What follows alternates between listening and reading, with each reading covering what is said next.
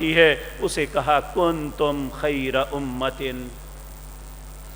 آج سے بنی اسرائیل بہتر نہیں ہے، اس کائنات میں سب سے بہتر وہ ہیں جو حاملین قرآن ہیں. اللہ رب العزت نے ہمیں کنتم خیر امۃ اخرجت للناس تأمرون بالمعروف وتنہون عن المنکر، اللہ نے تمہیں سب سے بہترین بنایا. تو میرے عزیز بھائیو، جس قرآن کی وجہ سے، جو قرآن جس رات میں اترا وہ رات بہتر، جس مہینے میں اترا شہر رمضان الذی انزل فیہ القرآن وہ سارے مہینوں سے بہتر ہو گیا. جس امت پہ اترا اس امت کو اللہ نے سب سے زیادہ فضیلت عطا کی. جس نبی پہ اترا اللہ نے سارے نبیوں کا امام انہیں بنا دیا. اس قرآن کا کچھ حق بھی ہم پہ ہے یا نہیں ہے؟ آج کی مجلس میں اسی بات پہ غور کرنا ہے کہ قرآن کے ہم پہ حقوق کیا ہیں. کیا ہم بحیثیت مسلمان، اللہ کے بندے، اللہ کی مخلوق ہونے کے ناطے اس قرآن کے حقوق کو ادا کر رہے ہیں؟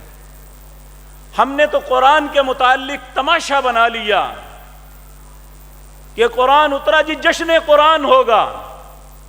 قرآن پہ جشن نہیں، قرآن تو ہمیں احساس ذمہ داری یاد دلاتا ہے. قرآن تو ہمیں زندگی گزارنے کا ڈھنگ سکھاتا ہے.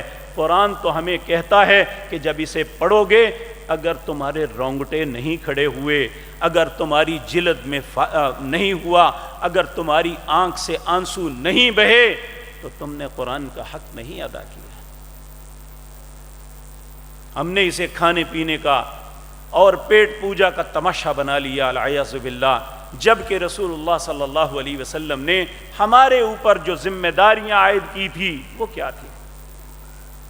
سب سے پہلا حق قرآن کریم کا یہ ہے کہ ہم سب اس بات پہ ایمان رکھیں یہ الف لام الحمدللہ کی الف سے لے کر والناس کی سین تک جتنے لفظ ہیں یہ اللہ کی کلام ہے. جب ہم پڑھتے ہیں تو ہم اللہ کی کلام کو دہرا رہے ہوتے ہیں. یہ ہماری کلام نہیں ہے، یہ کسی انسان کی کلام نہیں ہے.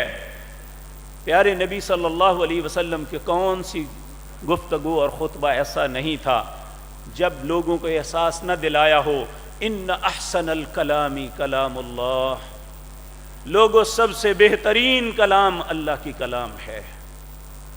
لیکن کتنے بعض لوگ بد نصیب ہیں، انہیں شرمندگی اس بات پہ نہیں ہوتی.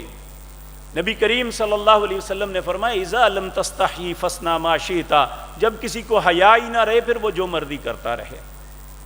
قرآن پہ اعتراض کرنے والے بے حیا ہیں، قرآن کے متشابہات کے پیچھے چلنے والے بے شرم انسان ہیں.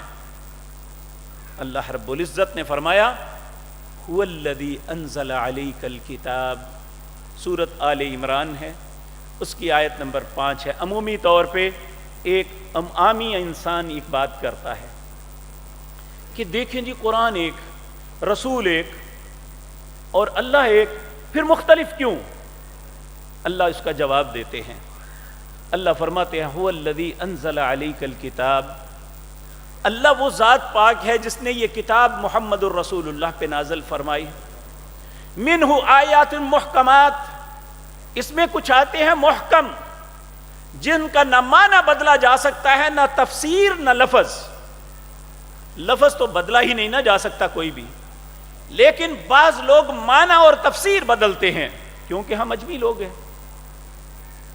یقین جانیے کل ایک عالم دین کی بات سنی، حدیث بیان کرتا ہے، کہتے ہیں دیکھیں جی موضوعات کبیر شریف میں فلاں حدیث ہے. اب عربی میں موضوعات کبیر وہ کتاب ہے جو ملا علی قاری حنفی نے لکھی تھی. اس نے رسول اللہ پہ جتنے بہتان لگائے گئے، جھوٹی روایتیں گھڑی گئیں، وہ ساری اس میں لکھی ہے. اگر اس کا پنجابی یا اردو میں ترجمہ کیا جائے تو اس کا مطلب بنتا ہے جھوٹاں دی پنڈ، جسے میں سارا کچھ جھوٹ ہے. اور مولوی کو یہ بھی پتا ہے یہ موضوعات کبیر میں یعنی جھوٹاں دی پنڈ دے وچ گل لے تے نبی کریم کی طرف منسوب کر کے تو لوگوں کو بتا رہا ہے کہ دیکھیں نبی کریم نے یہ فرمایا. ایسے بدبخت لوگ بھی ہیں. اللہ فرماتے ہیں وہ الذی انزل علیک الکتاب، اللہ وہ ذات پاک ہے جس نے آپ پہ یہ کتاب نازل فرمائی. منہ آیات محکمات، اس میں کچھ آیتیں محکم ہیں، وَأُخَرُ مُتَشَابِهَاتِ، کچھ اللہ نے آزمائش کے لیے متشابہات بھی رکھی ہیں. فَأَمَّا الَّذِينَ فِي قُلُوبِهِمْ زَيْغٌ فَيَتَّبِعُونَ مَا تَشَابَهَ، جن کے دلوں میں ٹیڑھا پن ہے وہ متشابہات کے پیچھے چلتے ہیں. ان کا مقصد کیا؟ مِنْهُ ابْتِغَاءَ الْفِتْنَةِ، لوگوں میں فتنہ ڈالیں، وَابْتِغَاءَ تَعْوِيلِ، اور اس کی غلط تعویل کرتے ہیں. حالانکہ وَمَا يَعْلَمُ تَعْوِيلَهُ إِلَّا اللَّهُ، اس کی تعویل اللہ کے علاوہ کوئی نہیں جانتا.